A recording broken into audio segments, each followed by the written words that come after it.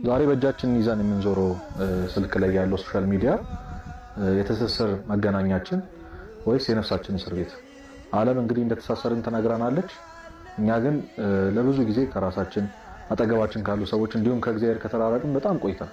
ስሙ ምንድነው ካላችሁኝ ያው ሶሻል ሚዲያ የዚህ ዘመን ጣዖት ተብሎ የተገለጸ ያለው ክርስቶስ እንደውም ለሁለት ጌቶች ልትገዙ አትችሉም ብሎን ከነበረብን አንዱ ጌታ ገንዘብ ከተባለው የገንዘብ ደግሞ በጣም ትልቁ መምጫ መንገድ ነው ተብሎ እየታሰበ ያለው ነገር ደግሞ ሶሻል ሚዲያ ነው።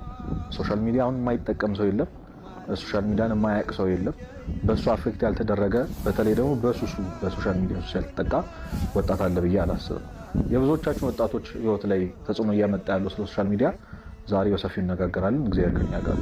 በዚህ በሶሻል ሚዲያ ምክንያት ህይወታችን ላይ እየመጡ ካሉ ተጽዕኖ እያደረጉ ካሉ ወይም ደግሞ ይሄ መጥፎ ጎኑን ብቻ አንስተን በዛው መሃል ደግሞ መፍትሄውን እየተነጋገርን